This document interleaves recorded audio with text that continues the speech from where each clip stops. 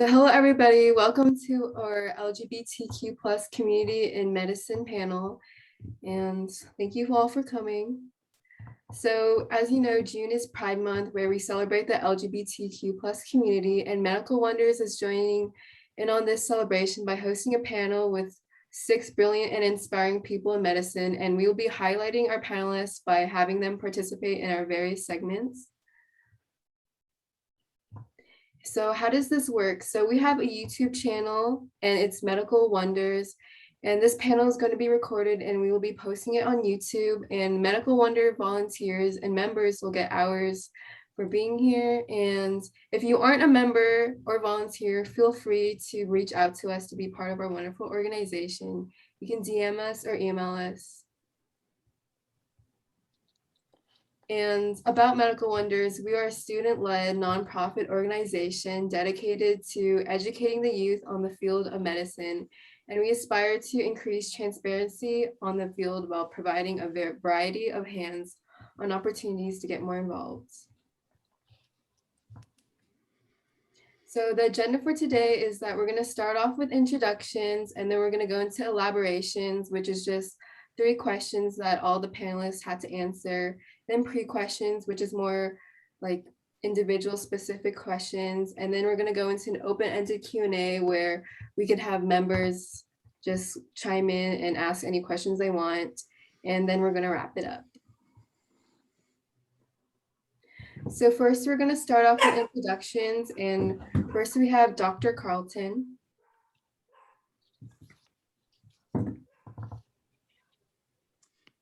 Hi, guys. I'm Dr. Carlton. I go by Dr. Carlton on Instagram and TikTok, but my name is Carlton Thomas. I'm a gastroenterologist from San Diego, California. I'm gay and my pronouns are he, him. I love what I do as a gastroenterologist. And one of my big missions on social media is to educate people about LGBTQ health issues. Thank you, Dr. Carlton. Now we have Sarah and Olivia Dashwood. Hi, I'm Sarah Dashwood. I am about to enter my final year of family medicine residency. So after that, I don't know what I'll be doing, but a good portion of my patient population is part of the LGBTQ community. I do a lot of hormone replacement therapy for transgender patients and PrEP for HIV prophylaxis, and just really enjoy working with this population, and as well as working to educate my colleagues on these issues as well, so we can provide better patient care in our clinic and department as a whole. And my name is Olivia Dashwood. Sarah's my wife. She, her pronouns. We've been married for 6 years, and I've been a nurse for 6 years. I've been an ICU nurse in different various ICUs, cardiac, pulmonary. I've worked in COVID ICUs, I've worked in neuro ICUs, all throughout the Midwest. I kind of got into nursing because I started working at an HIV facility in Oklahoma City that specialized in working with HIV populations, and it really made me fall in love with healthcare. And since then, I try to be an advocate for all peoples of the LGBTQ community, and I hope to continue that for the rest of my career. Thank you, Sarah and Olivia. And now we have Slevin.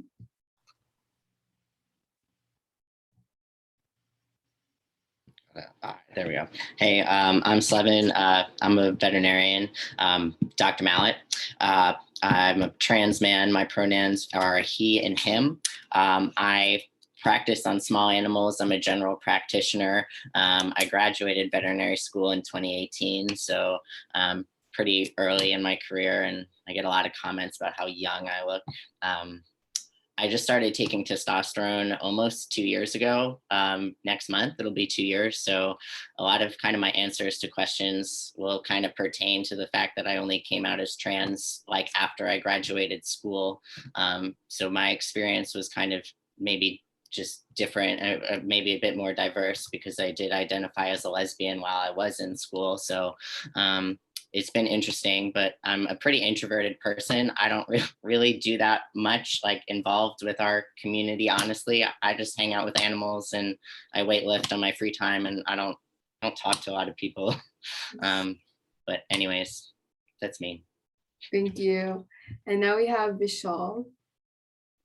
Hi guys, I'm Vishal. So I actually just finished my first year of residency. I'm doing anesthesia, and my pronouns are he, him, they, them, she, her, anything you really want. I don't believe that gender is a real thing, but other than that, my interests, I guess when I have time for things, I like things like reading, watching TV, but yeah, kind of like Slevin. I'm more of an introvert. I kind of just do my own thing, and when I have time, I keep to myself. Thank you. So now moving on to our next segment, elaboration. And these are just panel questions that each panelist had to answer. So the questions are, what challenges have you faced because of your identity during schooling or while pursuing your career? Our second question is, there are many bills that have been introduced in just 2021 alone that are anti-trans. For example, the Texas SB 29, which passed in the Senate, would have required public school students to compete on sports teams and in competition based on their sex assigned at birth. So the question is, what are your feelings toward this, and why do you believe there's such a stigma behind allowing trans youth to partake in sports and other activities? And our last question is, in your opinion, what are some specific areas the healthcare system and field can improve on when considering the LGBTQ plus community? So first we have Dr. Carlton.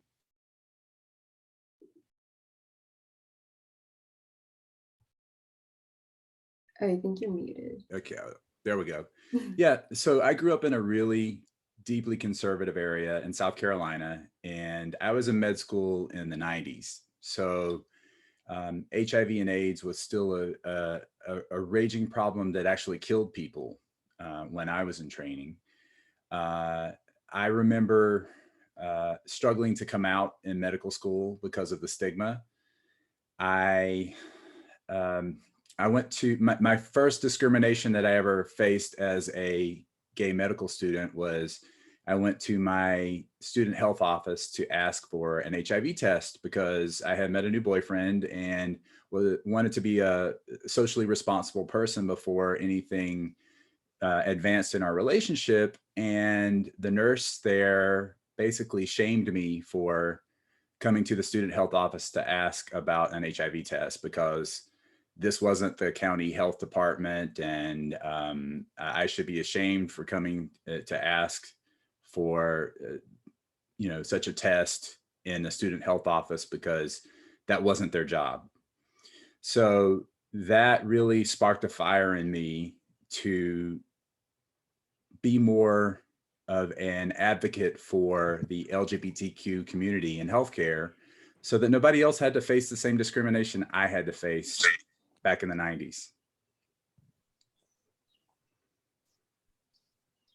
Do you want me to go on to my response on question 2? Yes, please. Okay. I think the anti-trans bills that are coming out now, honestly, I'm almost 50 years old, so I'm a little more old school than a lot of people when it comes to politics.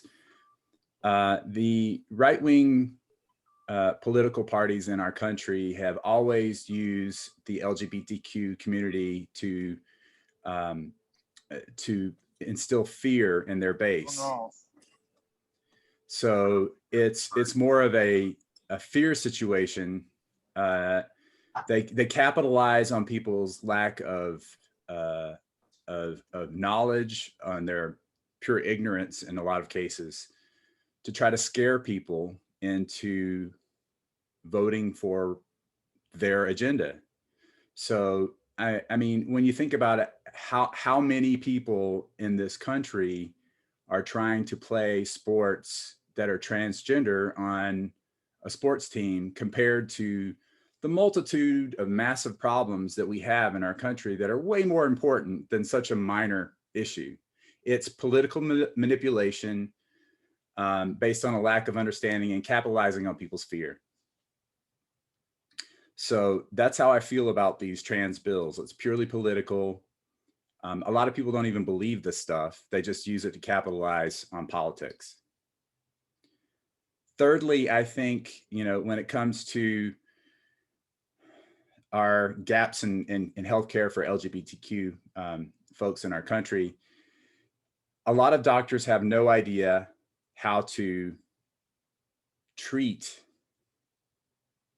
a patient who's LGBTQ. They don't know our needs. They have no idea what we do. There's a lot of discrimination. Some places are, putting up bills that allow a doctor to discriminate against seeing a patient who is LGBTQ simply because they're LGBTQ.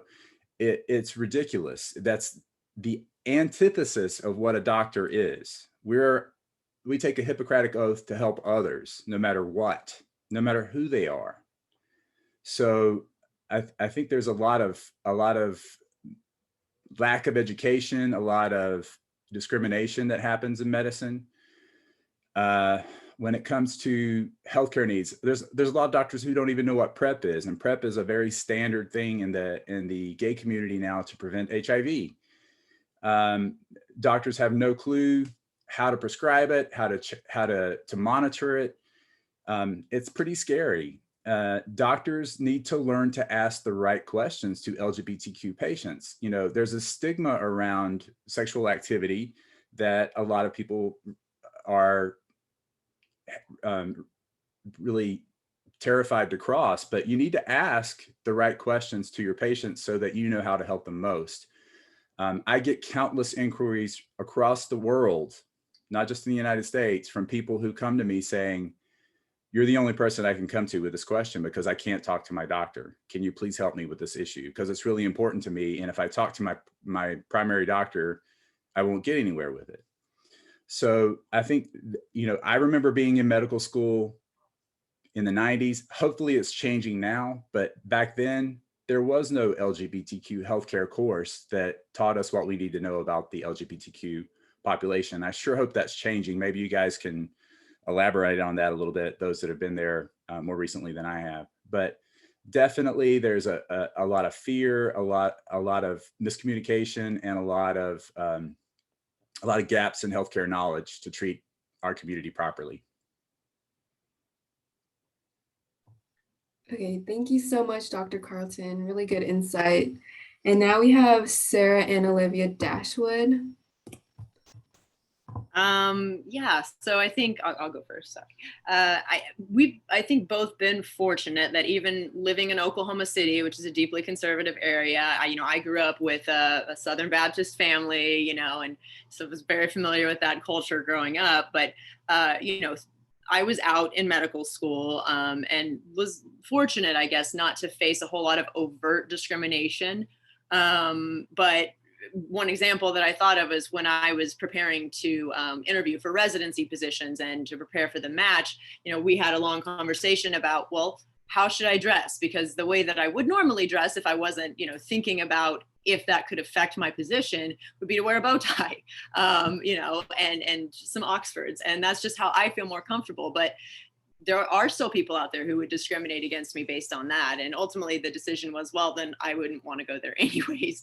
And I decided to dress how I felt comfortable. But that was something for me that kind of stood out as, oh, I'm having to think about this and maybe other people don't. And I think on one of Sarah's first days of class, sorry, my cat Tartar may jump in. But I think sometimes Sarah mentioned that on one of her first days of medical school, one of the professors and doctors said, what was the quote? If you don't believe in LGBTQ rights, then you can leave right now because you should not be in medicine. This is not for you.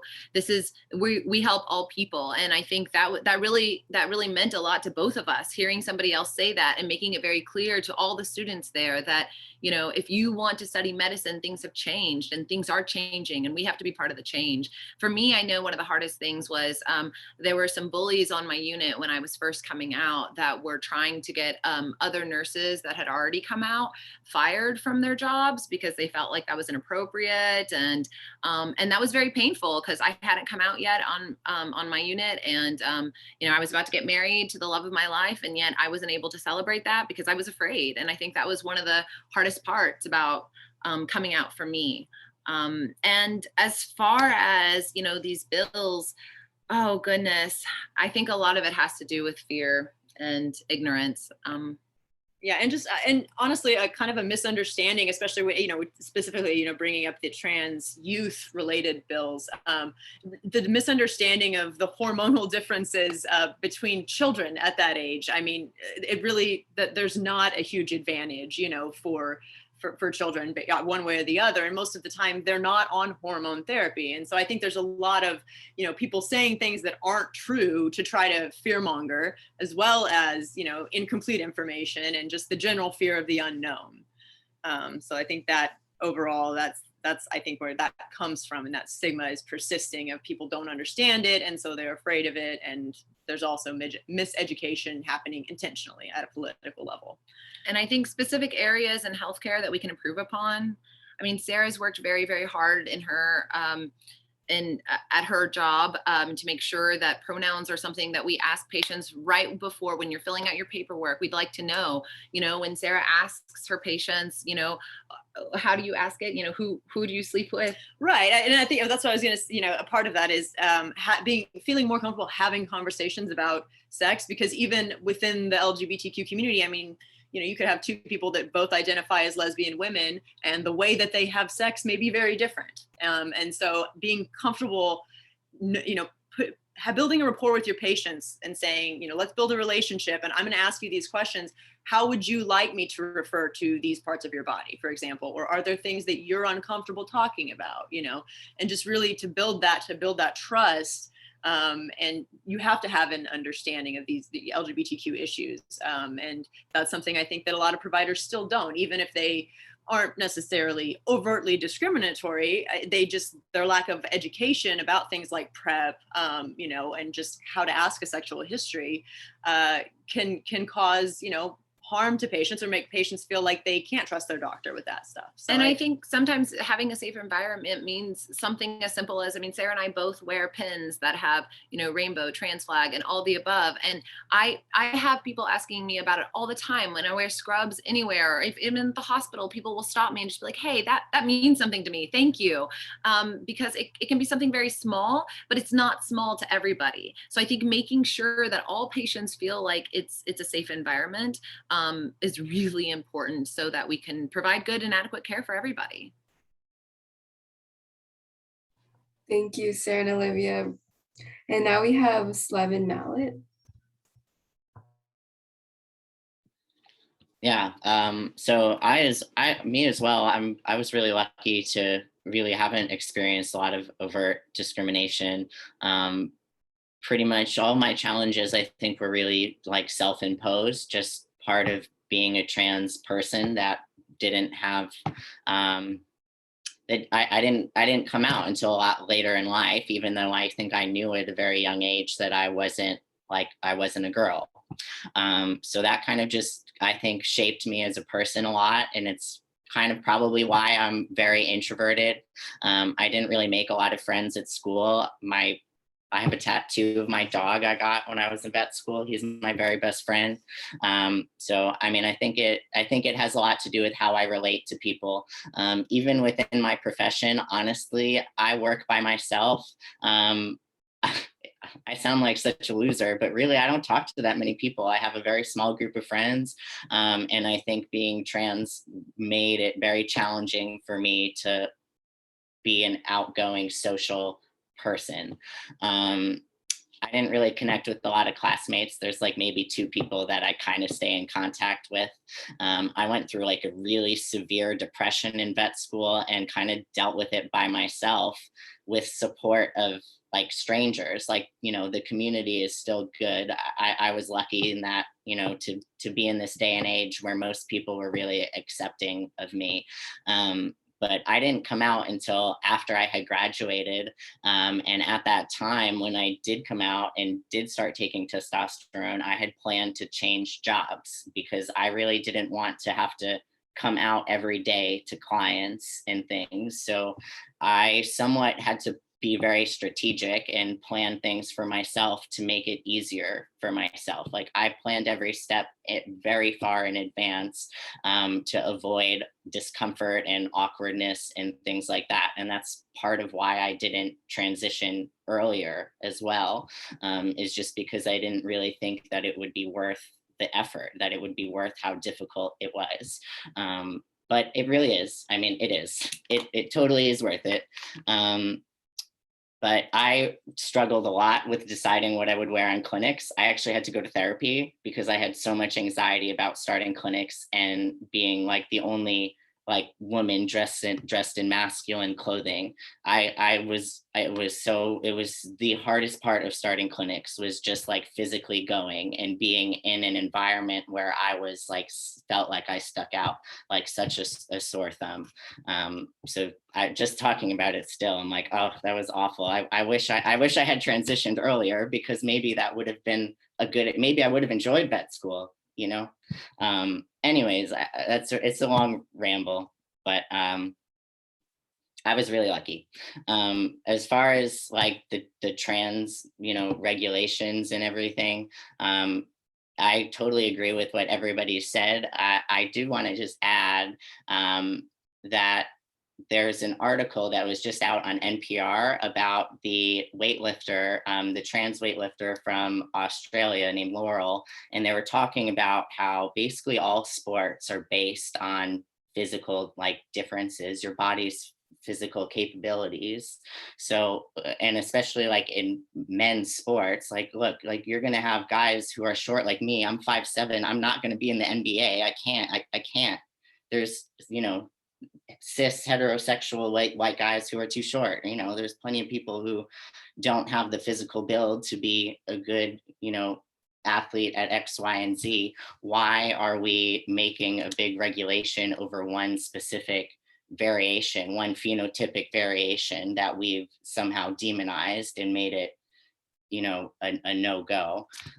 So that was a very interesting point in an article. And then I would say as well, to be regulating it for kids, they're not professionals, they're not getting paid. It's supposed to be fun, like sports. So we're talking about kids t-ball, like it's fine.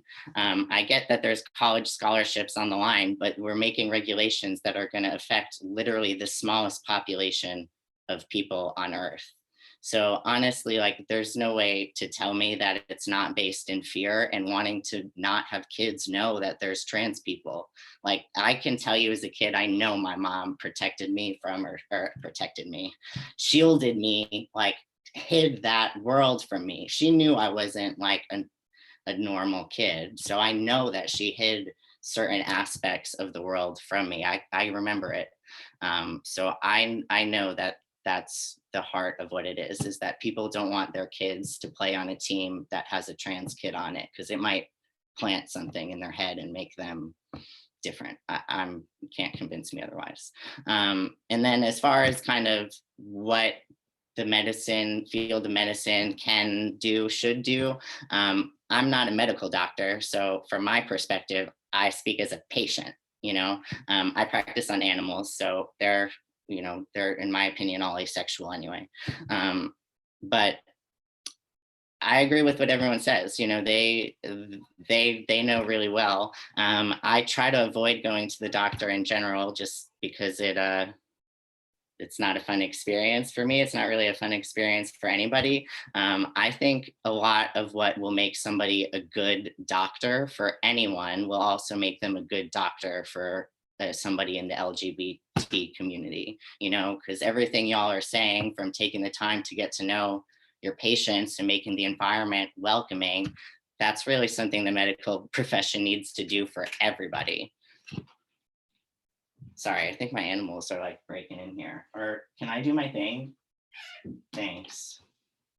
Anyways, that's my answers. Thank you so much. And now we have Vishal Gandhi. All right, so for the first question, like the challenges that I face due to my identity. So not only am I queer, but I'm also South Asian. So a lot of times got that intersectionality going for me. And at least in med school, the being queer wasn't really all that of an issue, because it never really came up. And I don't really come out to people. If they ask, then I talk about it. But like in terms of like residents, when I was a med student, like attendings, that's just something that we don't talk about.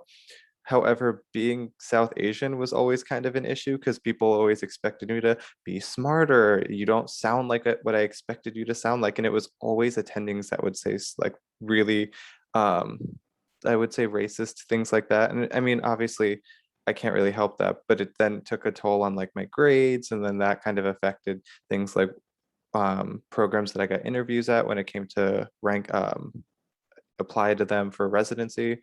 And now that that's over, now that I'm like an actual doctor, I finished a whole year of residency, that the um, like racial identity isn't much of an issue. And now that I've been a little bit more comfortable with myself, I've expressed myself a little bit more. Like I started painting my nails at work, even though like that's technically not allowed.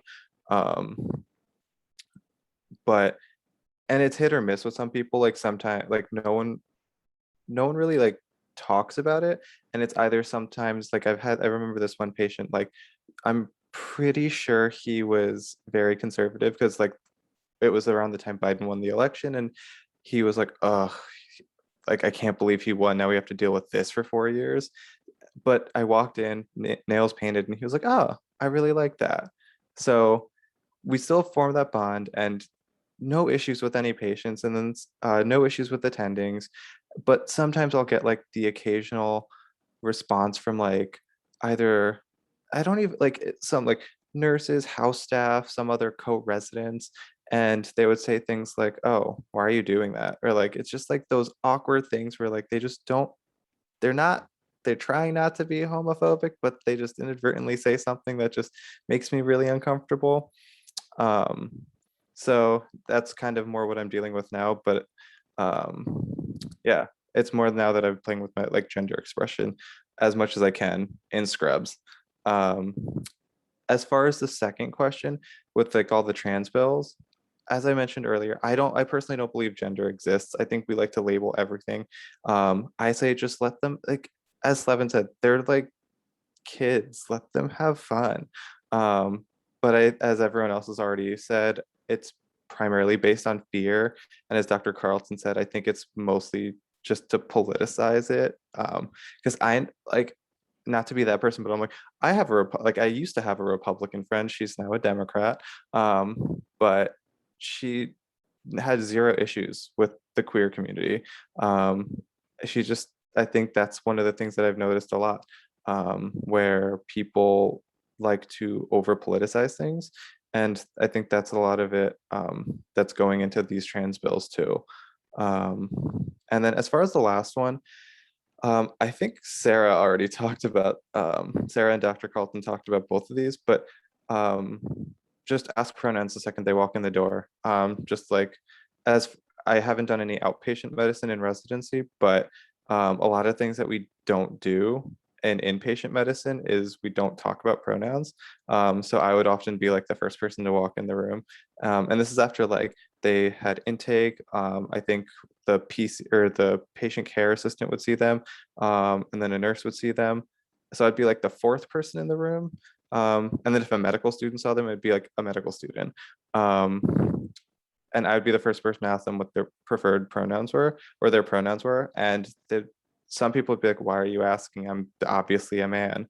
Um, but some people, like there were like maybe like I would say 3 patients the entire year, which for those 3 patients, they were like, wow, thank you so much for asking that. That never happens. So it's not a lot, but to them it meant a lot. And that's kind of what I go off of. And then personal experiences with like when every time I try to go for like STI screens, things like that. I remember one instance where the physician was like, so like just like a urine sample, right? And it's like, nope, you didn't even ask me anything about like sexual health or anything. So it just kind of was a weird conversation. So I think one, learning about that in med school, because I didn't learn anything about queer health in med school, maybe like a 1 hour lecture.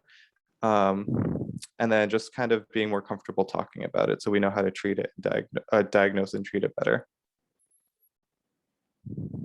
Thank you so much. So that concludes our elaboration segment. Thank you all for sharing all your wonderful stories. It was really insightful to hear all of them. And our next segment is pre-questions, and Danielle is going to take it from here. Okay, so thank you to all of the panelists for sharing your elaborations. And now we're going to go on to the pre-questions. So we're going to start off with Dr. Carlton.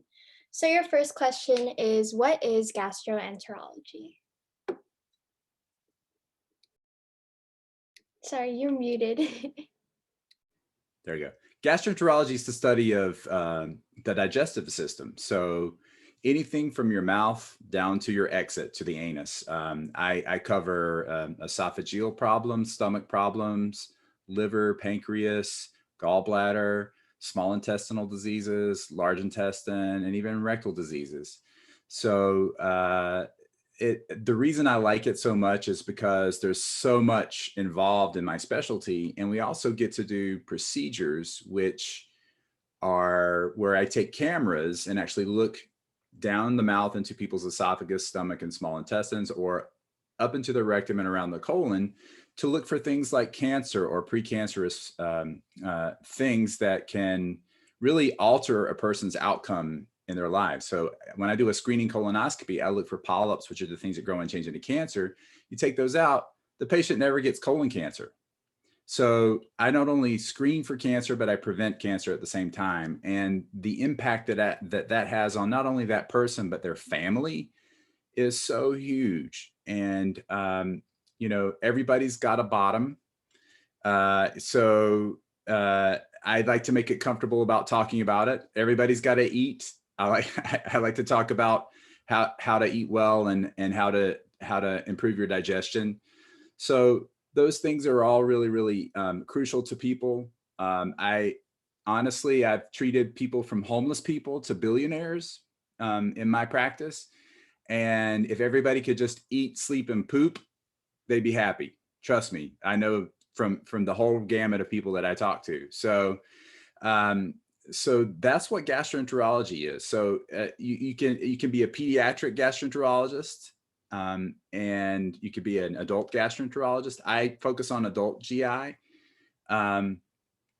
And so what I do is I have an office practice where I see people in the outpatient setting. I also do procedures at endoscopy centers, and then I also take call at the hospital. So if there's an emergency that's gastrointestinal related at the hospital, if somebody's vomiting blood or pooping blood or has severe abdominal pain, I get called in to rush in and figure out what's going on and fix it. So that's pretty exciting. It's also pretty nerve-wracking because you're responsible for whether someone lives or dies sometime.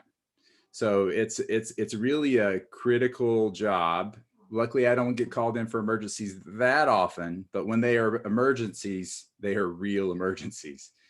So that's what GI is all about. I am a very active person on social media. When the pandemic hit, one of the big stress releases for me was to go on social media. I have kids that are your age, basically, and they're big on TikTok. They love to watch TikToks and make TikToks. So I kind of lurked for a while on TikTok. And then I figured, hey, why don't I make some videos that are related to LGBTQ health or to GI health? Also, I'm kind of funny. So I make a lot of comedy videos too that make people laugh. So that whole combination of things really sprouted a TikTok that's up to 214,000 followers now, I think. So pretty massive platform. And I've decided to capitalize on that platform to teach people about their LGBTQ health needs and the gaps in knowledge and what they need to know. And I get feedback from around the world on a daily basis. You have to understand that while in America, being LGBTQ, we're in a free place, right? You can live your life and be who you are. But in places like Iran or Saudi Arabia or other places, in Africa or Asia, you can be executed for being gay. So I've had people reach out to me on their social media. Hey, I'm a gay man in Saudi Arabia.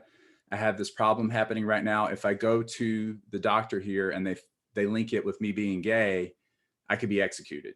So can you please help me as much as you can. And I never expected that in social media, but it's a source of outreach for people who need me around the world who don't have anyone else to turn to. So it's been really amazing. My Instagram in particular has helped people a lot because I have more of a connection with my LGBTQ community on Instagram. My TikTok is just a big cast, big net of people, 214,000 people, whereas, Instagram's about 20,000. So I spend a lot of my free time, which is not a lot of time, to be honest, helping people for free on social media as much as I can. I don't give medical advice, but I tell them what I think they should do to go to the doctor to get checked or get fixed. As far as large misconceptions about colonoscopies or GI procedures, these things save lives. They're very important, especially the screening procedures. And a lot of people are afraid of what they're going to feel or that they're going to hurt. Well, these days we use sedation and sometimes even anesthesia. 99.9% of the time don't remember or don't feel anything. So a lot of people go in, they have the procedure, they wake up and they're like, when are we going to get started? And I look at them and say, hey, we're done. So a lot of the fear is based on that. It honestly is no big deal, and it potentially life-saving. We talked, you also asked about balancing time with being married, having kids, having a doctor, having 2-3 dogs and a busy private practice on top of all the social media stuff. Work and family obviously comes first. Those are my priorities. The social media stuff is in my free time, and I just do my best. I still get dirty looks from my husband a lot from, hey, could you put your phone down? I want to connect with you. And so he's really good about reining me in on that, which is awesome because we all need somebody to kind of keep us in check, and he does a great job of that. You asked about discrimination due to my identity in my field. Luckily, I'm in California right now, in Southern California in particular. I don't face a whole lot of discrimination now, but there have been times in the past where I've had patients come in who were referred by gay doctors but were straight themselves, and they looked at me across the desk and said, hey, I need a new primary care doctor. This doctor's gay, and I don't want a gay person taking care of me. And I just look at him and say, well, you're going to have to find another gastroenterologist because I'm gay too. So, and then they go, I'm sorry. But yeah, so there still is discrimination out there. Luckily, because of where I live, it's not a big deal here in California. But, if I was in Central Alabama, it'd be a different story. Awesome. Thank you so much, Dr. Carlton. We're going to move on to our next panelists, who are Olivia and Sarah Dashwood. So the first question is, what are some drastic differences that you find with being different types of nurses? I would say that there are nurses that work obviously in the hospital setting, and then you can work in the ICU, you can work on the floor, you can work pediatrics. There are also all different kinds of being a nurse is so incredible because there are just so many different fields. Hospice nurses is another one that I really like to advocate for. We need more hospice nurses. We need nursing educators. We need nurses in schools. So there are so many different types. I would say my particular kind of nursing, ICU nursing, can be, especially with COVID this last year, can be very emotionally draining. I had a lot of long days, a lot of lack of sleep. But I find that was the case with a lot of my other friends throughout nursing and throughout the spectrum. So I think the nursing in and of itself is pretty much all the same. And then I think a lot of us were still voted one of the most trusted, professions, because I think a lot of us want to be nurses. And I think that people that go into nursing a lot of times go in thinking one of two things. Either they want to make money or help people. And hopefully it's a little bit of both. A little bit more on the helping people would be my recommendation. But one of the things I look forward in doing in my future is becoming a nurse educator, because I want to teach nurses or young people about becoming nurses and finding that love and that passion in what we do. Yeah. Awesome. Thank you so much. And so moving on to question 2. So being in the field of medicine is obviously busy, but you guys always make time to, do your leisure activities like traveling and whatnot. So where is the next place you would like to travel, and how do you make time to do so? Ooh, so in residency, it's a lot harder. We have a lot less freedom, and most of the time I'm working, between 70 and 80 hours a week, on average 6 days. So it's for us, it's more about like planning our quality time together and making sure that, to invest in those things that are going to kind of feed our joy so that we can get through this hard time, get through the hard part of residency. And especially, like I said, the last year being with COVID and everything, that was a whole different animal. There was a lot more expected of us, and we took the brunt of a lot of that extra work. So it's been a challenge to try to find time to do those things, but just making sure that try to keep that balance as much as possible, and to know that I don't have to be available 24/7, that it is valid and appropriate for me to take time for myself and for us to take time together as well. So traveling, I think, next place. We've actually been discussing a lot about wanting to maybe move abroad this coming year. That would be our next big trip. My family's from Ecuador, so we'd like to go down there and visit them, maybe move to Puerto Rico. I don't know, Sarah's fluent in Spanish. My Spanish is subpar, but working on it. And so I think along with what Sarah said, but I think as far as leisure activities, another thing I'd like to add is having a good community. We have a lot of wonderful friends. They know we work hard, but they're willing to find time to work with us because they want to see us and we want to see them. And like Sarah said, having those boundaries for work along with our friends and everything else, but having those boundaries because you have to have your time too. When we work too hard, we become depressed and not our best selves and not good caretakers. So it's important to have that balance for sure. Thank you so much. And then moving on to the next question. So what was the biggest change that took place in your field when the pandemic hit last year? And you guys can talk about like nursing. Sorry, you can talk about like nursing as a whole or your individual fields. So as a physician, it was different. I think just the volume. We were getting patients. I was in the COVID ICU for a lot of November and December last year when it was really bad, and we were getting transfers from Texas, from Arizona. I mean, just from all over the country because every bed was full. And we wanted to help, but we were seeing death and suffering on a level that was almost incomprehensible, I think, a lot of times, and still something that, I know I'm working through a lot of the traumatic things that I witnessed, and just like tragic things. So in a sense, I feel like that training was very unique, and not to say that I needed that to become better, but it certainly has, changed the way that I feel about medicine, and just making sure to set those boundaries because it can get kind of out of hand sometimes. And so big changes were mainly just like, for me, were volume and just the expectations on us of the amount of work and the type of work that we were expected to do.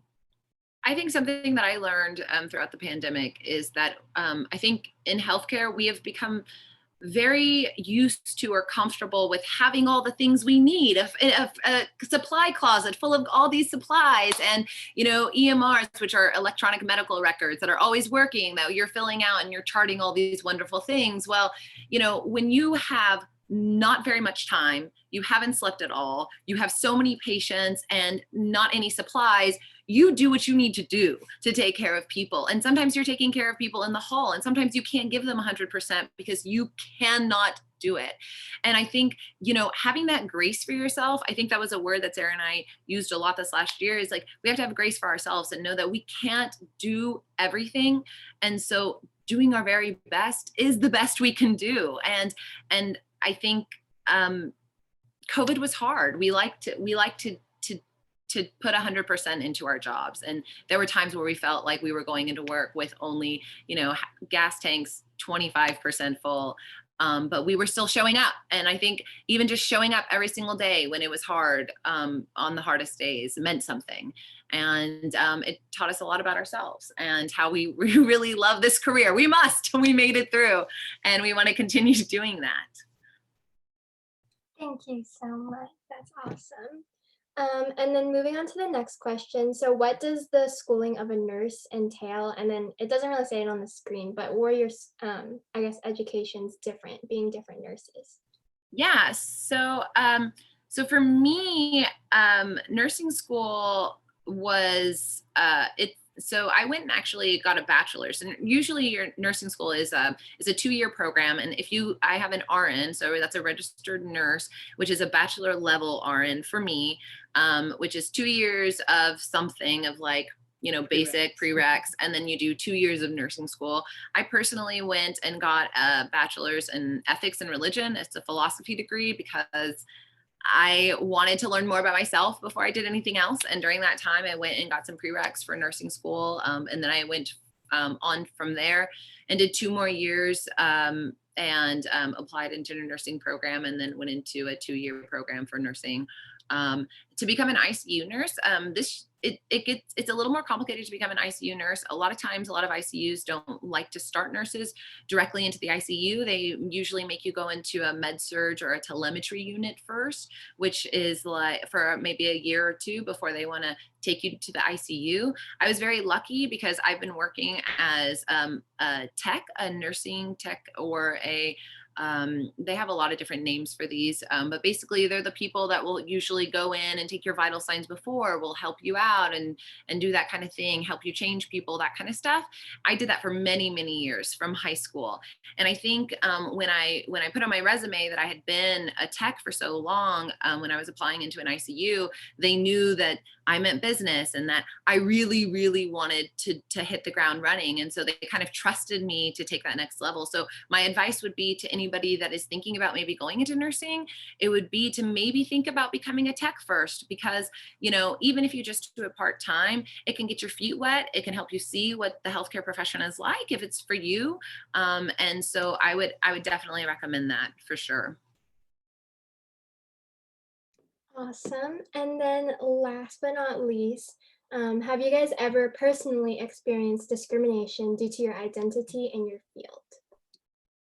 I think for me, one of the most difficult things, and I think Sarah and I kind of have opposite problems. Her problem is she comes across sometimes as very gay, and so at least gay presenting, whatever that means. And so that might be, she can speak to her about her feelings on that. For me, I might come across as very hetero presenting or very straight presenting. And sometimes that might seem like a good thing, but there are times where a lot of people assume things about me or assume that I have a husband, and I don't correct my patients. I don't correct my colleagues. Unless it gets to a point where, it needs correction, like they start asking me names or they start getting more, or I get to know them better. But I'm not the kind of person that likes to be super abrasive, or I think like one of the other panelists mentioned, I'm not somebody that likes to just kind of walk out there and just start announcing, who I'm married to. But it can be difficult. I've had a lot of patients say things, disparaging comments about LGBTQ members or people, and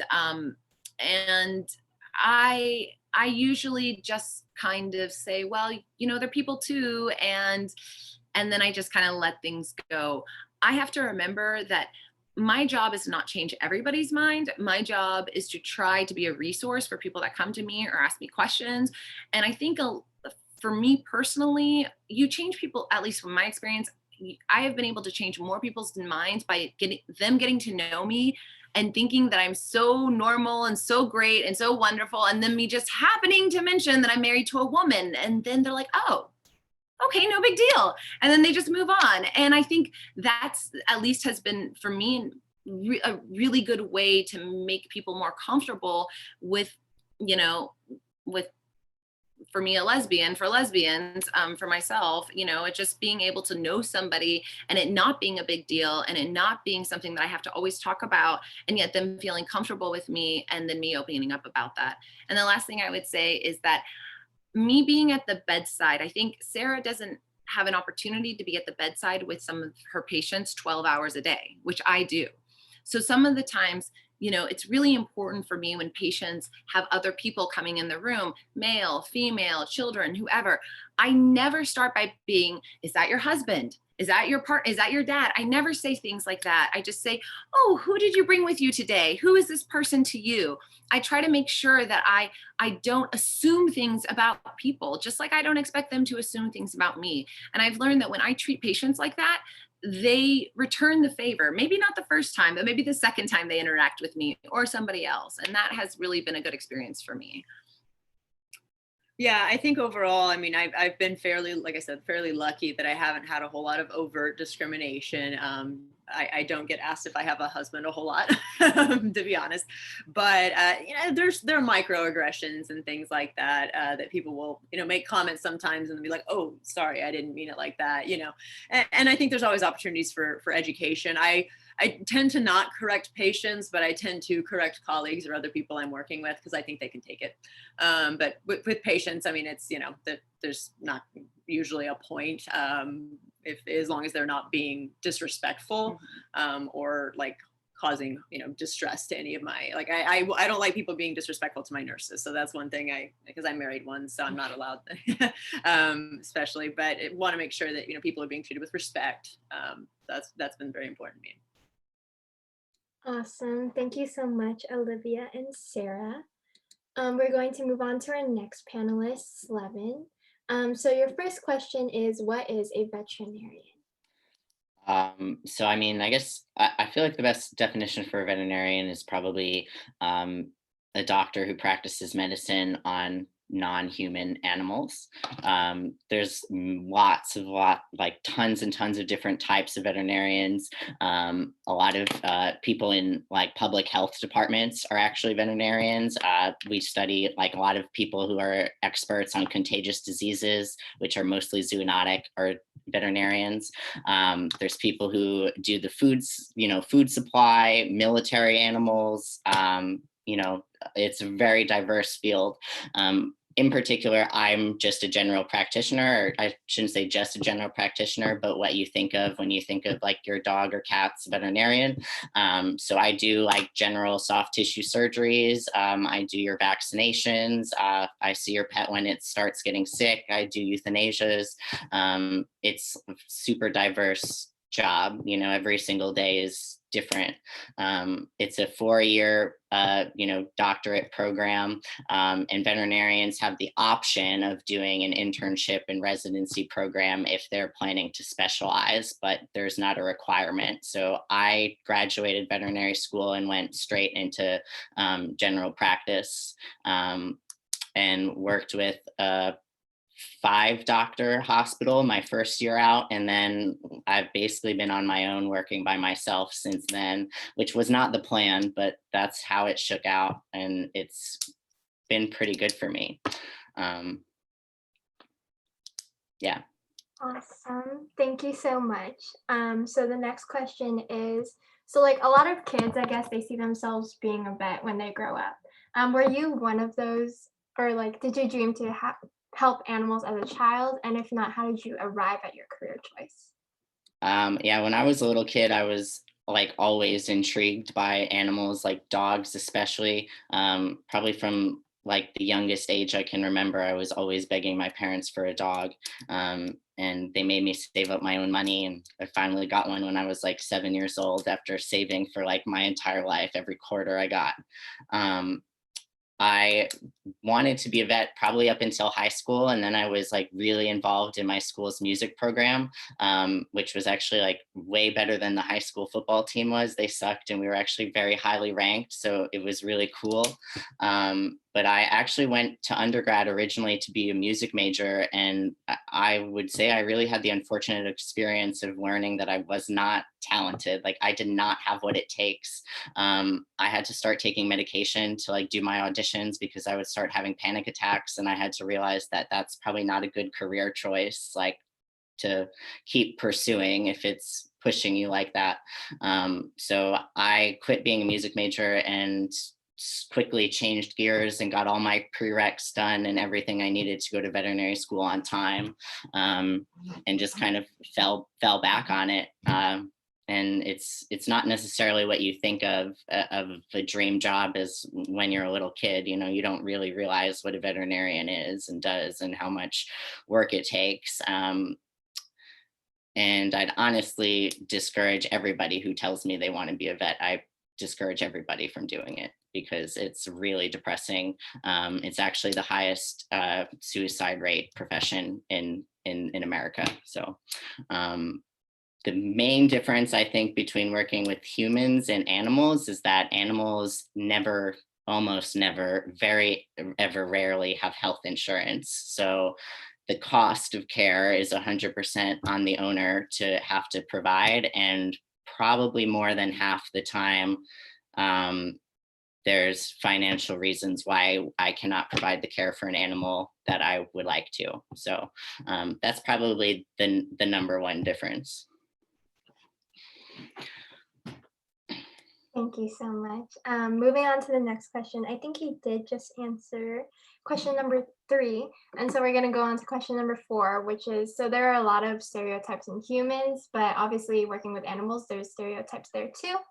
And so what are some stereotypes that you find working as a veterinarian to be untrue? And then as an example, like a lot of people say pit bulls are vicious. I mean, yeah, that's definitely a really, really good example. It's hard, honestly, it's hard for me to answer that question because I've been in the veterinary medicine profession for so long that my perception of stereotypes is very different from what the general public's perception of stereotypes are. I mean, pit bulls are absolutely not vicious. They're super, super cuddly. It's so much of it is really socializing and training. I really struggle to think of any more than the pit bull comment. I mean, it changes like every decade. Breeds, this bad breed changes. Like it used to be Rottweilers, and then it was German Shepherds, and now it's pit bulls. And I can get into the socioeconomic reasons of why it changes. I think that there's actually an article or a chapter in it on Freakonomics about like how it's linked to income and what classes of people own certain animals and things. Anyways, yeah, that was a hard question to answer. No worries. And then last but not least, have you ever personally experienced discrimination due to your identity in your field? Honestly, personally, no, but I don't want to say it's because I've been lucky, but it's just because I planned ahead. I tried to make the road for myself as easy as possible through changing careers. And then honestly, the pandemic was almost a blessing for me because I got to wear a mask at work. And if I cover my face like this, like I just pass as a white man, and honestly, people don't discriminate against white men very much. So I definitely think I experienced a lot more discrimination before I transitioned. And honestly, I don't get misgendered now almost at all. You know, I did change my name. My birth name is actually Kieran, and I haven't legally changed it. So at work, I still have that name, and I don't dislike it. I only really changed it because people can't get through their head that it isn't Karen, and I don't want to be called Karen. But I still practice medicine under my legal name. And at some point I'm going to have to change it, and that's going to be tons and tons of hoops and a lot of money I think change all of my licenses. And I don't know if I'm going to get my my diploma printed out again or something like that. But I've been pretty lucky, and I do live in like a very conservative part of Florida. And most of my clients, they don't think. People aren't worried about if I'm a trans man or not. You know, they're just like, oh, my veterinarian and my pet and stuff. And I'm not a loud person about it. You know, I focus on work. And I'm a recluse other than that, so it's fine. Awesome. Thank you so much. And we're going to move on to our very last panelist, Vishal. So your first question is, what is anesthesiology? So anesthesiology is essentially the field of medicine that focuses on like sedation for like cases in the OR. So like if you have to ever go for surgery, the doctor that is putting you to sleep, making sure that your vitals are okay, And then if anything happens in the OR that's not like a surgery problem, that falls on the anesthesiologist. So like allergic reactions, if like you stop breathing for whatever reason, that all falls on the anesthesiologist. They're also the one that puts the tube down your throat if you ever need that. And then as Dr. Carlton was mentioning, for like colonoscopies, the anesthesiologist in a lot of hospitals is the one that delivers the sedation for that as well. So it's the person that kind of controls all your pain, makes you feel good. And then there are other kinds of anesthesiologists kind of specializing from there. So the doctors that do the epidurals for women in with labor and delivery, it's an anesthesiologist. You can do pediatrics. And then if you're ever in an outpatient setting and you see a chronic pain doctor, most, I guess I don't know the exact percentage, but a lot of times they're also anesthesiologists. So lots of different roles focusing on sedation and pain control. Awesome. Thank you so much. And I just realized the slides are wrong, so I'm going to read you your correct questions. So your second question is, given that anesthesiology requires a prelim, what does such a thing entail? And what additional steps are you taking to prepare for your residency? So I did finish my prelim year. So it's anesthesiology residency is 4 years long. And most programs are categorical, which means that they're all 4 years are at the same hospital. Mine was a little bit different. I did 1 year of internal medicine, and then I will be finishing residency at a different hospital, but it's going to be 3 years of just pure anesthesia. And essentially the prelim year is designed, it could be either internal medicine or surgery. And it's just to help you get your footing as like a doctor, learn medicine, like pretty much what to do with if your patient's heart stops, things like that. So if when you're in the OR by yourself, you have a general idea of what to do, when to ask for help, things like that. Awesome. Thank you so much.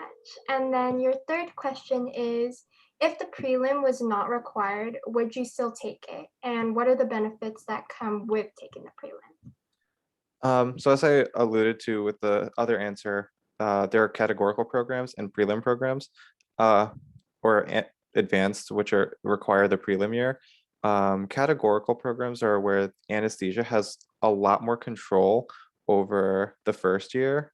They tends to include a lot more anesthesia time, a lot more ICU time, and a little bit more emergency medicine time, with a lot less of a focus on like internal medicine or surgery, whichever prelim year you choose. I would have liked that, but in hindsight, doing the prelim year was actually really good. I learned a lot of internal medicine, and at the end of the day, I wouldn't change anything. I learned because like starting off with anesthesia, I will be alone probably with supervision. Let's put that out there, from either my attending physician or a senior resident. But like at some point they'll have to let me kind of go by myself for a little bit. And knowing what I know now after prelim year of internal medicine, I think I'm a lot more confident than I would be if I didn't have all this training. Awesome. Thank you so much. And then now we move on to like the questions that are actually on the screen. So question number 4 is, there are many stereotypes revolving around people of color in medicine, and one is actually the model minority myth. So what are your feelings toward this, and how do you believe we can combat it? So I think the model minority myth is incredibly toxic. And personally, like I'm a South Asian, I would technically fall into that model minority, but I don't really, there is no model minority. Especially in healthcare, I think it's used to pretty much say, hey, look, we have diversity, we have Asian people here. And I don't think that's necessarily, that's not right. Because what we should be focusing on is to bring diversity everywhere. And that obviously that's a lot more than just saying, hey, look, we need diversity, let's make it happen. We need to like invest a lot more in like infrastructure and public schools, things like that, and housing. But at least from where I stand currently, one thing that I've noticed is that a lot of programs, a lot of schools, they tend to have their diversity is a lot of just Asian people, and they kind of just lump Asia as one group of people. And so while it's toxic in that you're hurting Black, Latino, and Indigenous people by not giving them an equal chance, you're also hurting all of Asia by just they're not a monolith.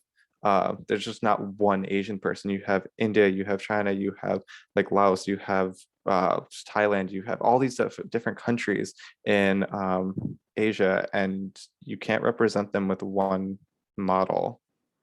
And a way to combat that would be honestly just talking about it. I was talking to the program director of my intern year about how we can include more diverse candidates in the future, because that's one thing that I noticed about my specific program. And they pretty much said that they agree, and they're gonna include more, because our staff is great. Our staff are in terms of attendings, and they just want to include more of that in our interview process to see if we can include, if people feel more of a connection. And I think that's one thing that we can do to just improve diversity. Awesome, thank you so much. And then last but not least, as everybody else's questions, have you ever personally experienced discrimination due to your identity in your field? So yeah, I think I've touched on this a little bit previously too, but and to reiterate, I'm queer and a person of color. So I think people, because of the intersectionality of that, people assume I'm straight. I've had people just say, "Oh, I didn't realize you were gay because you're Indian," and I was like, that doesn't make sense. But then in terms of like places at work, there was a co-intern of mine with the same last name, and the last name Gandhi is very common. Everyone would ask us if we're married, siblings, whatever, and I was like, I literally have on nail polish and I am wearing a rainbow scrub cap. I guess I could be a really good ally, but I don't know.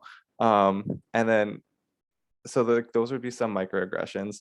And then other things would be this one staff member looked at my nails, and like she came in asking a medical question, which was like, I encourage everyone to ask whatever they need to.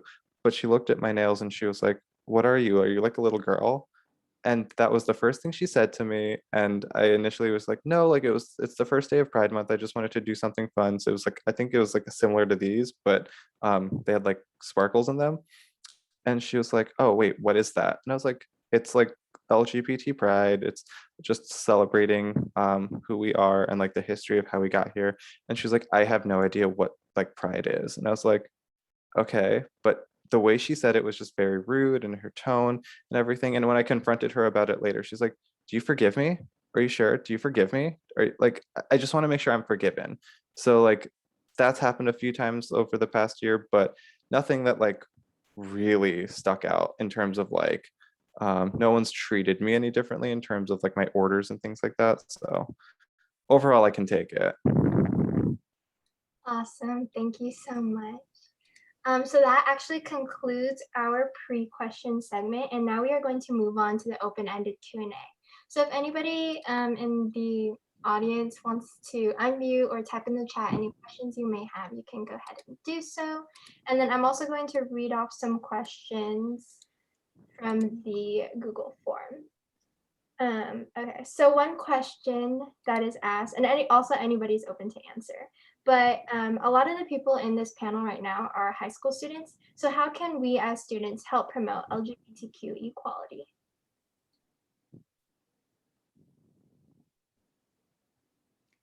I think the most important thing is just to be an advocate and be an ally. So, you know, celebrate Pride with us, support your LGBTQ students in high school, stand up against discrimination when people are spewing things that are just false about us, because we're human just like anyone else, and we, you know, deserve the same rights and responsibilities that you do too, and we'll celebrate you at the same time. Awesome, thank you so And much. just to add to that, as I think it was either Sarah or Olivia the super small, like, I don't remember who said it, but the super small things really makes a big difference. Like, I know growing up, like I was super closeted, but if someone just did like the smallest thing, like wore a pin or something, just like saying like what, maybe if it just said ally, or like if you are queer and you wear that pin, helps so much. So that's all you really need. And one more thing I would add is just, there's a lot of information out there. It's accessible, it's not something that's really a poorly kept secret anymore, I think. And so, educating yourself and making sure that you're aware of these issues and why they matter to this community, I think is very doable and something that can really make a difference for the people around you. I think nowadays, so many people know one person that's queer, or one person that's part of the LGBTQ community, whether that's cousin or a friend or a doctor or whoever it is. I mean, there's so many of us that I think, maybe asking that one person, like asking him a question, say, hey, what's your experience? I mean, trying to talk to us. We're people too. A lot of us want to open up about our experiences. I mean, just the fact that you guys are asking us all these questions makes us feel like, like our voices are important and our experiences are important, just like everybody else's. And so I think being able to ask people in the community what their experiences are makes a big difference. Awesome. Thank you so much, everybody. Another question that was asked is, how did you choose your health career? And what are some, like, I guess, determining factors of it?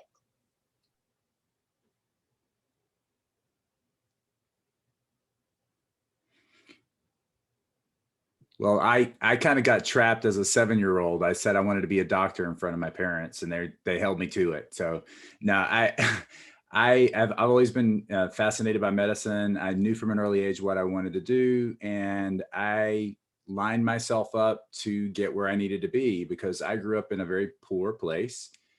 My parents were only high school graduates. I knew that I wanted more. So for me to get out of that, I knew I needed an education. So I focused on being the very best I could be at all times, study for my tests, get great grades, be involved in organizations in your high school. Go to try to do your best to go to a great school. You don't have to go to Harvard to be a doctor or a nurse or a veterinarian.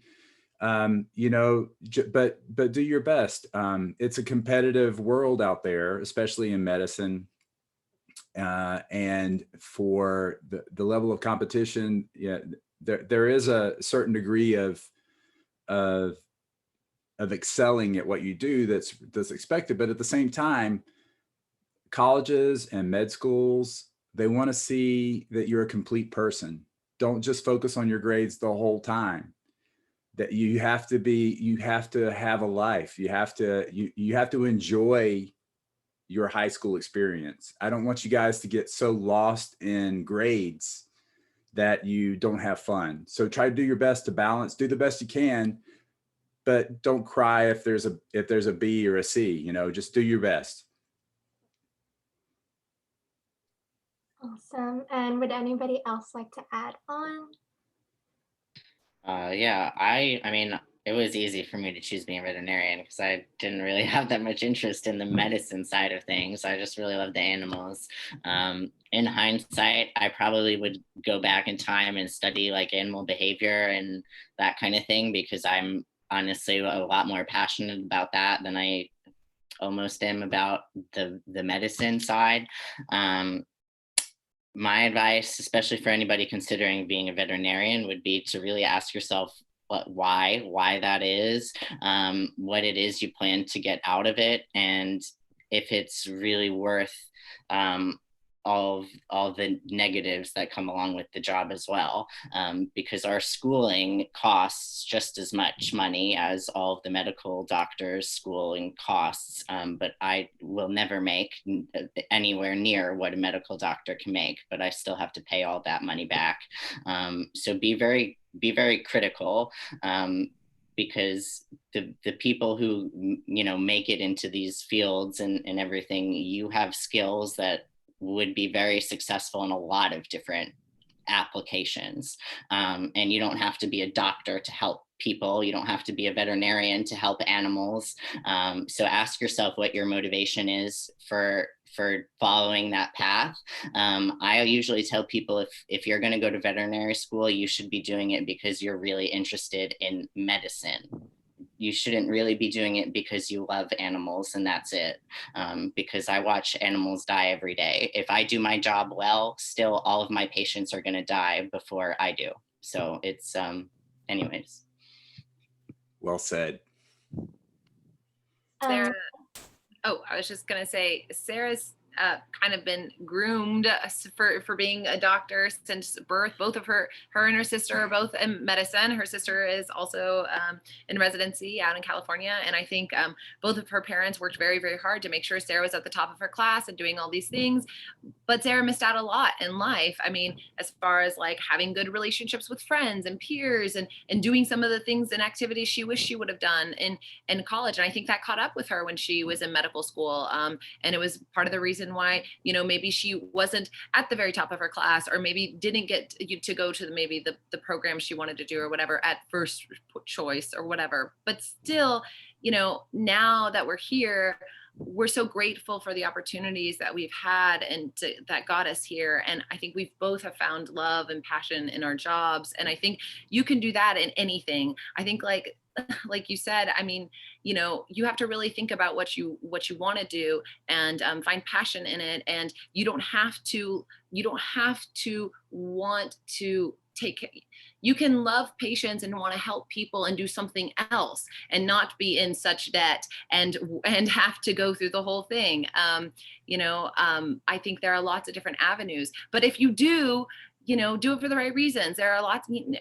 Sarah and I love our jobs and we're really glad we do what we do. And we want to pass it on to other people that want to do what we do. And especially when you're in high school, it's a great time to look at all the options. There are so many stinking options. I wish people had told me that there were more options. You don't just have to be a doctor, a lawyer, a vet, a nurse. There are so many options. And I think exploring those options and starting with forums like this and listening to what we have to say, some of our pluses and minuses. I mean, there are good things and there are bad things in every single field, but being aware of that and testing out the water in different kinds of things, becoming a tech, going to a clinic, following a doctor, asking your doctor, what do they think about their job? Asking your vet, well, do they like their job or not? I think things like that are really important, especially when you're trying to find a career. Awesome. Thank you so much. Let's see. Another question. There's a question in the chat too. So what are your tips on getting into shadowing opportunities? So what I did so I didn't really shadow much in high school.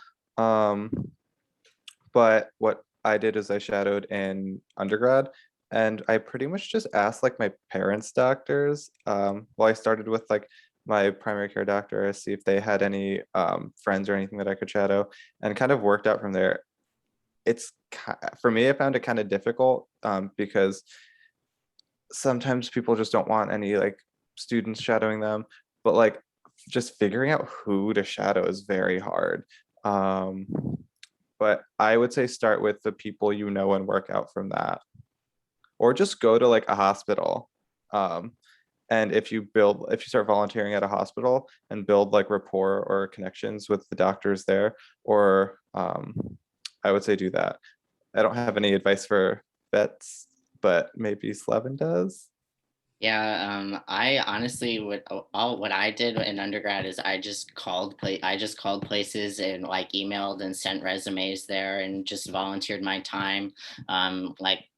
Just ask. I didn't know anybody that I'd ask. It wasn't like at my hometown, but that would be kind of the place to start. If there's a vet that I would say, hey, can I just come for an hour? Can I, just come for a morning and afternoon, any day this month? Tell them your availability, and just don't be afraid to ask, because the worst thing that they're going to say is, no, I'm sorry, I don't have the time, or they shouldn't be rude to you. That would be very unprofessional. They're a professional. The worst thing they're going to say is, no, I'm sorry, I can't. And then what have you lost? Nothing. you just made some effort, which is, it's a good experience. It's a good experience to get rejected in something that doesn't have any consequence to it. But just don't be afraid to ask. Yeah, I would say definitely, as far as like before medical school, even finding out, because I'm gonna be honest, like if you don't really like it before you start, it's gonna be hard to get all the way through it. It's a very long, expensive process. So make sure you love it before you commit to that.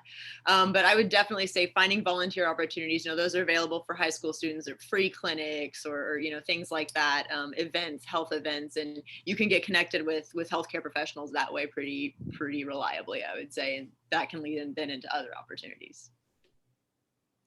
Yeah, I agree with what Slevin said earlier about the worst they can say is no. I mean, I have people on Instagram all the time asking, hey, can I come to your office for a half day, or can I come to your endoscopy center and just hang out and watch? And I mean, the worst thing I could do is say no, but I always say yes. So, honestly, people enjoy it, and you're really not in the way. But like, exactly, the worst they can say is no. But if you don't ask, you don't get. Thank you so much, everybody.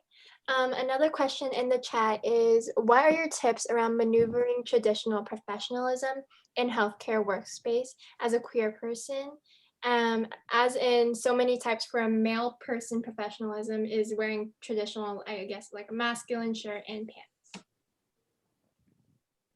I don't. I wear what I want. I mean, I wear professional clothes, but I tend to present more androgynously. And as I've gotten into this and realized, honestly, my patients don't care. Even the ones that are super conservative, it's just they see me as their doctor, and so far it hasn't really been an issue. But to me, that's unprofessional would be like if I was wearing a crop top. I mean, it's not unprofessional for me to wear a button up and what would traditionally be considered men's style of clothing. A lot of times I wear scrubs too, but to me, that's not an unprofessional thing. And now I will admit that depending on where you are and who you're working with, there's a real possibility that could cause challenges, for certain providers, maybe, but that's not okay. And like I said, I made the decision to wear a tie and a more androgynous suit for residency interviews because I didn't want to go somewhere where that was going to be a problem. So it's honestly better to know up front if the way that you present yourself is going to cause issues for you, because that might not be the avenue you want to seek. And I know there are very few hospitals nowadays and few nursing schools anymore that require nurses to wear like dresses or certain kinds of attire. There are still those out there, and my recommendation would be if you hear something like that, ask. If that's something that you don't feel comfortable doing, don't go there. There are other schools, there are other places, other jobs. If there's some place that's going to make you feel miserable and hate yourself or not feel comfortable in who you are, then find a different place, because you will find some place these days that will accept you more for who you are. Yeah, I would say about the same thing. I mean, it's a kind of a risk that we take, and a risk assessment, if you will, is, do I want to make other people uncomfortable with dressing the way that I feel comfortable, or do I want to make myself uncomfortable to make the world around me comfortable? And as somebody who did the latter for a really long time, I promise it's not sustainable. So I know that there are veterinary schools that still have a dress code, and do actually still enforce it. Luckily, I got a heads up that, hey, this dress code isn't real. We don't do it. You do still have to look like a professional, because we're in a professional program. I will also say, if you dress in a way that you feel really comfortable and confident, you're going to be more confident and comfortable of a doctor, which is really important, because if you're trying to do your job and you're worried about, how does my scrub top like fit, how am I looking, like, is my posture right, you're not focusing on the medicine, you're focusing on fixing a problem that you're having internally. So I think it's really important to realize that it's going to matter the environment that you're in. But I'll also say, once you're in that environment, once you're in that position, people look at you differently in general. I've come in for like an emergency. I went out to work out during like a really long lunch break one day, and I was at the gym, and I got called back in to work for an emergency. And I literally like came out of the gym and went into work, and I was in like a ridiculous gym outfit, like drenched with sweat because I'm in Florida. And the owner was with his dog, and I said, "Sir, I'm so sorry. This is how I look. I came straight from the gym when I heard that your dog was having a problem." And he said, "Oh, dude, I don't care. I don't care at all. Just help my wouldn't care if you were wearing a bathing suit, you know?" So you're going to get in a situation, and once you have that respect, once somebody is looking and saying, "Okay, this is my doctor, this is my nurse, this is, you know, my whatever you are," and they've put you in that position of authority, it's a lot harder than you would think to like undo that. You know, people perceive you as the doctor, so they overlook a lot more than when they just see you at the bar. They see you at the bar, they're like, "Oh, what's this person doing and wearing? Is his shirts all, you know, disheveled?" Chances are people that you're seeing in the medical profession have other things on their mind. They're not really worried about you. And I have an interesting relationship with the word professional. I think it's been used to police a lot of minorities, particularly people of color and women. And then now, as people are more comfortable with gender expression, it's been used to police a lot of queer people too. So I think that literally dress how you feel comfortable. And then as I think, was it Dr. Sarah that said it? Just don't wear a crop top, obviously. Like, don't wear something that you would wear to, but like, if you know you're going into work, but like things happen, you're gonna get called in. You can't always control what you're gonna wear. Personally, I'm gonna like going into anesthesia, like, or being an anesthesia resident, I'm gonna be wearing scrubs all the time. So I don't have like the best control over what I wear, but like that's when I can do other things that like make me feel a little bit better. Like I'll be painting my nails and things like that.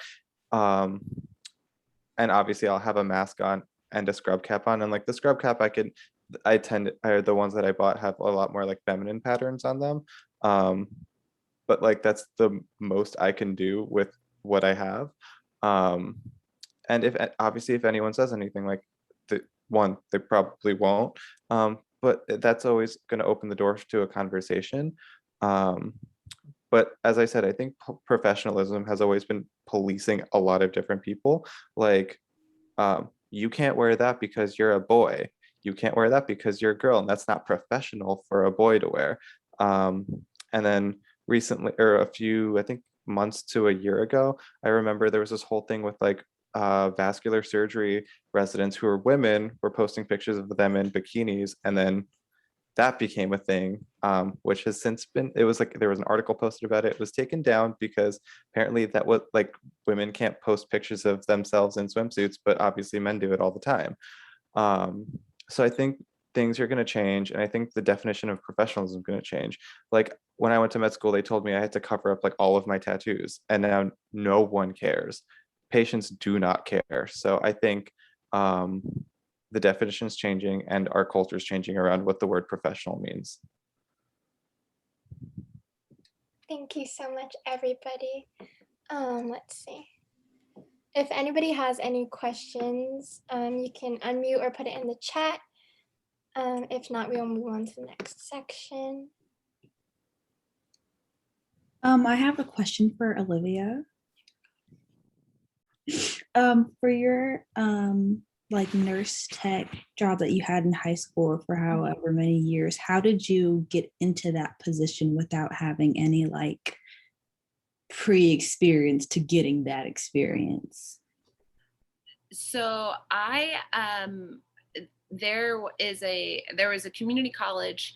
I should probably preface this by saying that my mom's a teacher and my dad's a nurse. So they always kind of tried to push me. They always kind of pushed me to to go to college, but they started with the basic, like talking about, you know, hey, maybe you should get an associate's degree first. And hey, maybe before that, if you want to maybe get some kind of a, you know, some kind of a professional certificate, maybe we should do that. And so I had learned, and they had showed me that there were these certificates in nursing assistance that you could do at a local community college. It's like, at least in Oklahoma at the time, it was a 2-week program. And it kind of just talks about the best way to bathe patients, the best way to turn patients, the best way to clean patients up, taking vital signs, basic things like that. And they seemed so basic, but there was actually a lot you could learn about those things. And it was a 2-week program every single day from like 7 to 5. And it was really great. And once I did that, a lot of doors were open to me. They have jobs as for techs in the hospital, in nursing homes, in lots of places, lots and lots of places, and doctors' offices. There are also medical assistants, which you could go for another 2 more weeks. Usually it's like a 3 to 4 week program. And that is just a little higher up, where you might learn a few more skills, like about vital signs and what they mean and what we need to call the doctor for, et cetera, et cetera. And I found that getting just my feet into the water and at an early age in high school not only helped my self-esteem, because I had a job that I was very proud of, because I was helping people in a facility that I was very passionate about, you know, and it really made me proud of what I did and who I was.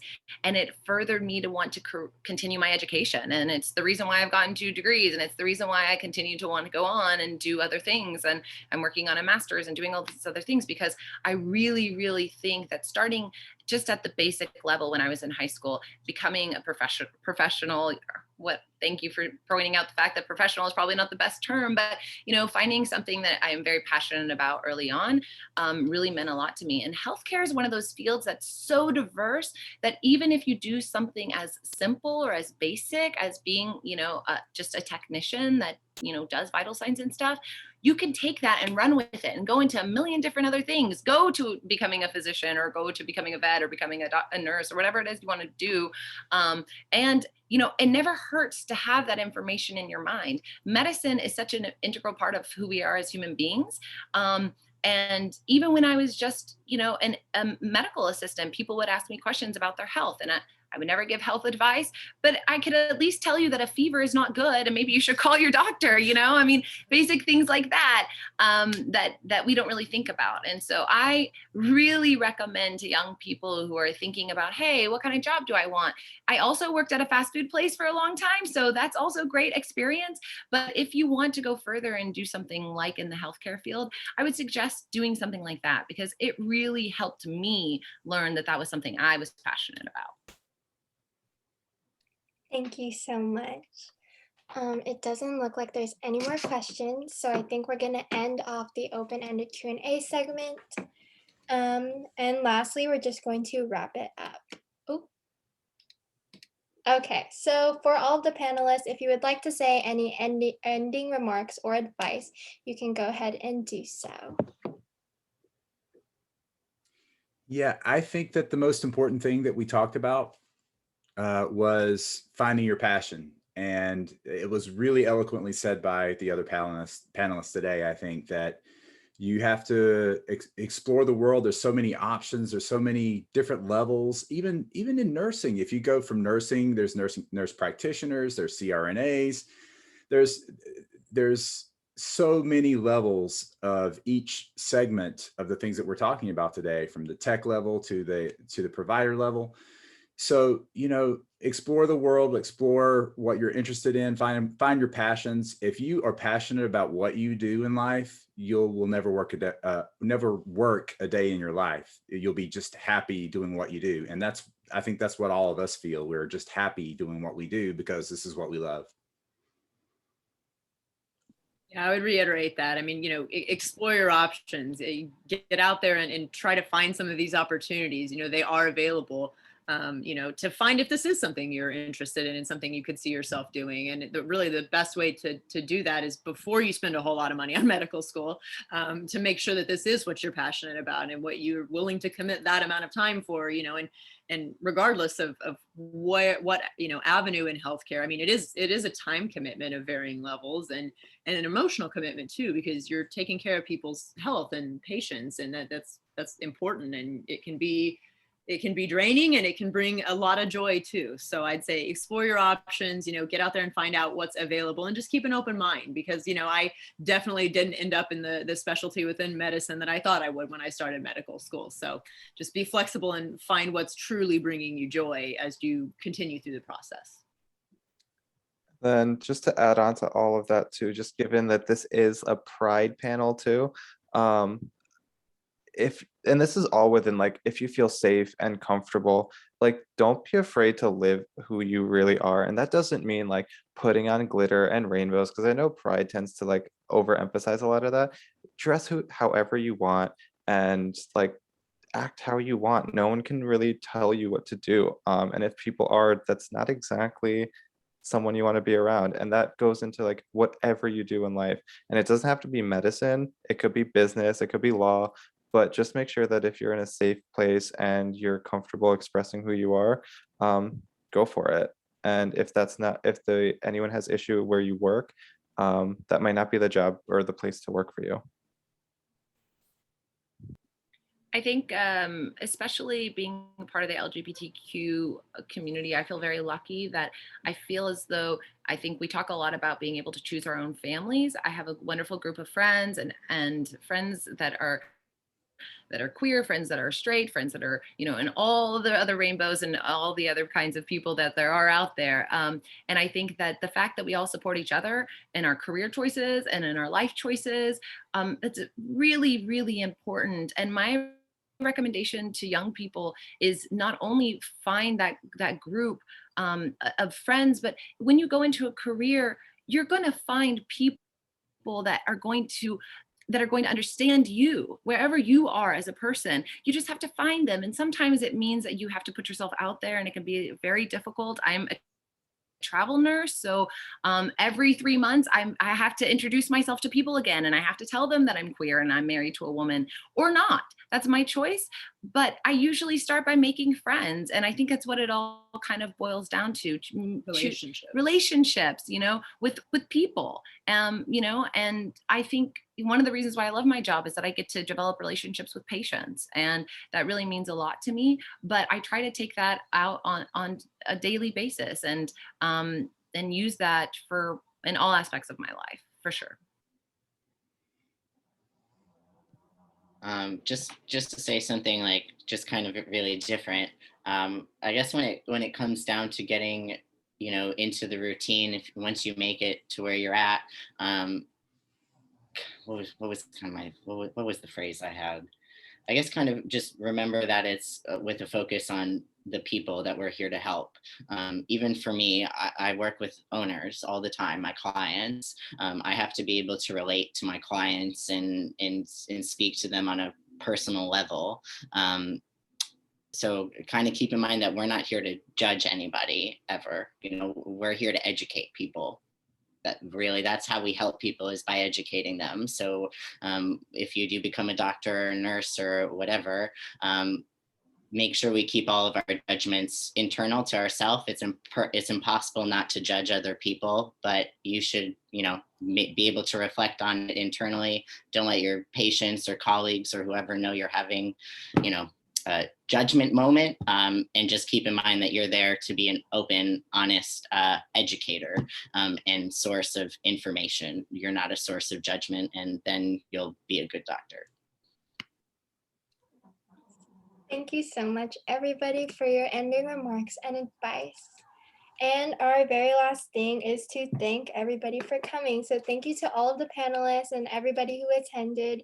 We really appreciate everybody. If you would like to know more about Medical Wonders, you can follow us on Instagram at medical.wonders. And then this panel has also been recording and will be published to our YouTube, which is Medical Wonders. And we also have a TikTok, which is medical.wonders again. And then if you would like to email us, it's medical.wonders with 2 S's at Gmail. So that actually concludes our panel. Once again, thank you everybody for coming. If the panelists could stay behind so we can take a picture, and then